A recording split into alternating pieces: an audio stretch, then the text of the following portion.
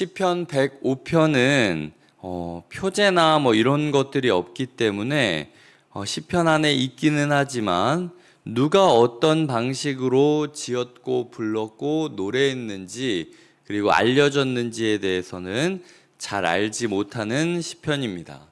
그럼에도 불구하고 오늘 시편에 두 가지 특징이 1절부터 11절까지 있어서 그 시편 두 가지의 특징에 대해서 묵상하고 적용해 보도록 하겠습니다. 첫 번째로는 명령이 많이 있다라는 겁니다. 1절에 보시면 감사하라, 이름을 불러라, 알게 하라, 이거 다 명령이거든요. 2절에 보면 노래하라, 찬양하라, 말하라, 이것도 다 명령형 동사입니다.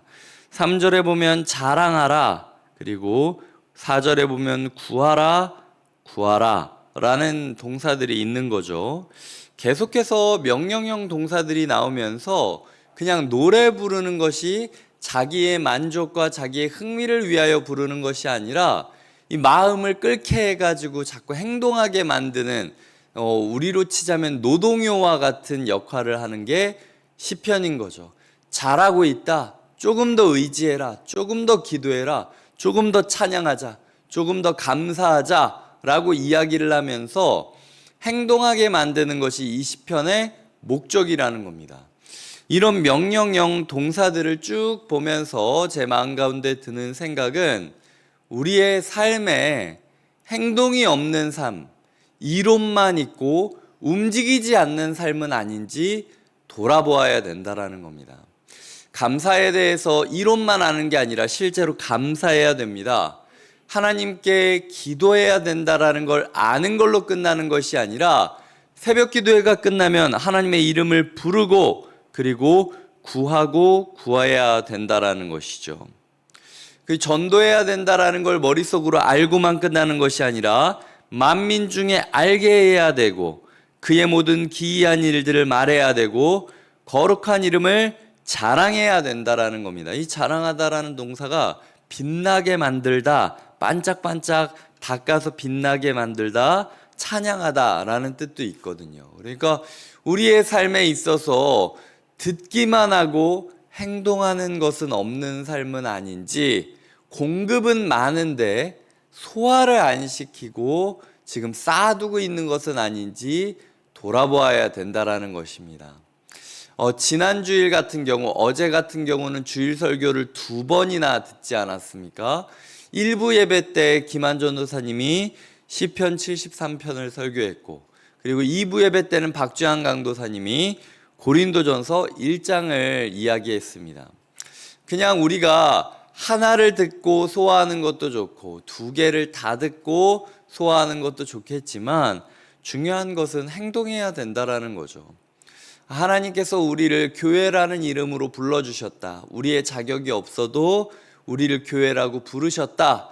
그 부르심에 힘입어 교회답게 살아보자, 하나님의 자녀답게 살아보자 라고 메시지가 전파됐다면 진짜 우리가 하나님 앞에 우리를 불러주신 하나님을 감사하고 고백하고 찬양하고 용기 내어서 달려가는 게 필요한데, 하루 딱 지났다고 완전히 까먹고 그냥 멍하니 있는 상태로 아무런 감사의 마음이나 감격의 마음이 없는 상태라면 이거 문제라는 거죠. 듣기만 하고 소화가, 행동이 전혀 안 이루어졌다라는 거죠.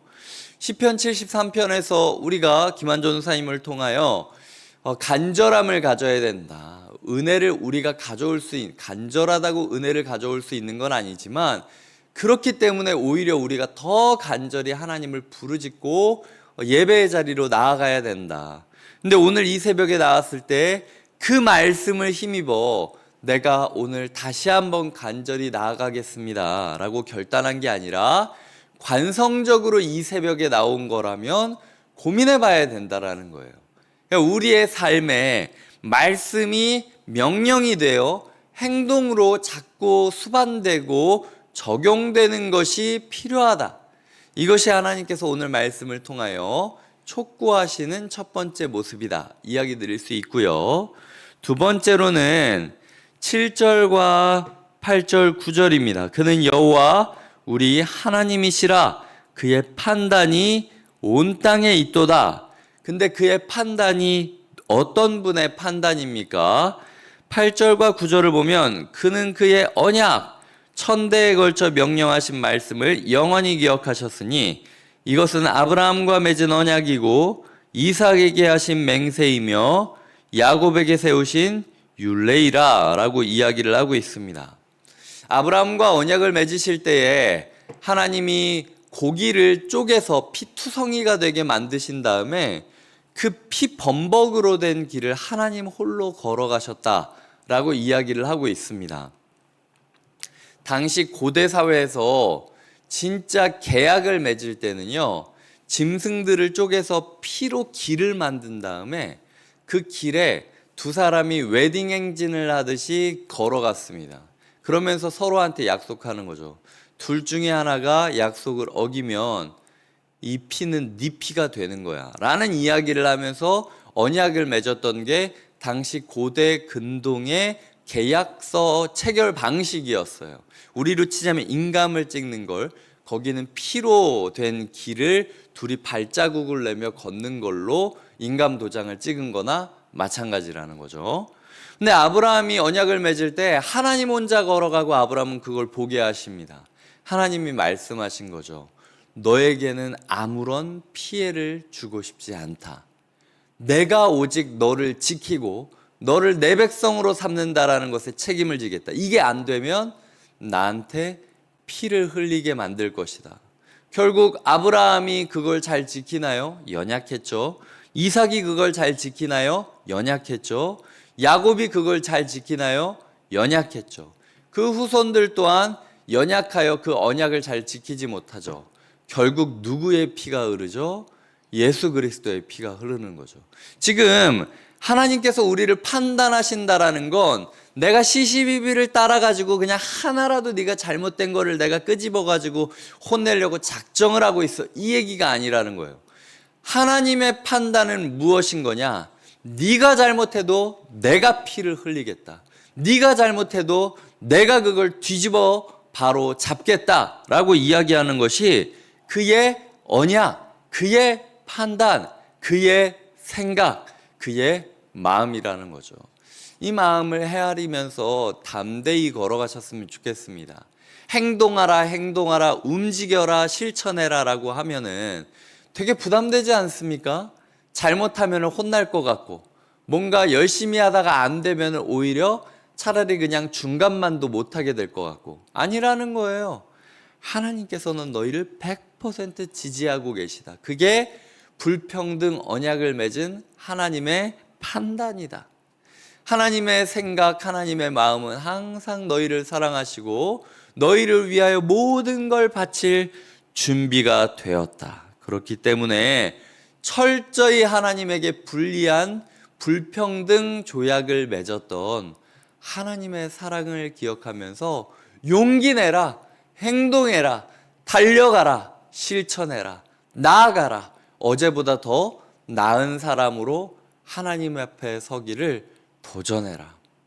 하나님께서 달란트를 우리에게 주셨을 때 우리가 1달란트 받았는데 그 1달란트를 투자도 하고 장사도 하고 이리저리 노력을 했는데 다 까먹었어요. 그렇게 다 까먹은 상태에서 하나님 앞에서 하나님 제가 최선을 다했는데 까먹었습니다. 이거 어떻게 할까요? 그러면 하나님이 우리를 혼낼까요? 아니면 도와주실까요? 하나님이 도와주십니다. 너는 까먹었다고 생각하지만 내가 도와줄게. 내가 네 돈 떼먹은 사람들, 그리고 네가 실수했던 거 다 만회시켜줄게. 이게 우리 하나님이에요.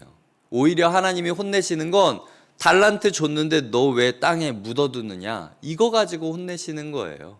하나님의 판단을 의지하시며 오늘도 담대히 살아가시고 감사하시고 찬양하시고 전도하시는 하루가 되시길 주님의 이름으로 축복드립니다. 기도하시겠습니다. 하나님 아버지, 우리가 이 예배에 대한 간절함을 가지고 이 자리에 나왔습니다. 하나님 아버지, 우리가 불러주신 은혜를 힘입어 말씀 앞에 섭니다. 오늘도 그 말씀이 우리를 다시 움직이게 하고 우리를 다시 감사하게 합니다. 하나님 아버지의 판단이 불평등한 것임을, 철저히 우리에게 유리한 판단, 우리를 위하여 자기의 아들의 피를 내어줄 정도로 우리를 일방적으로 사랑하는 판단임을 기억하며 오늘도 우리가 두려워하지 말고 의연하게 담대하게 실천하는 하루가 되게 하여 주시옵소서. 변화를 꿈꾸며 나아가는 모든 성도님에게 하나님께서 반드시 열매를 주실 것을 신뢰하며 예수님의 이름으로 기도드립니다. 아멘.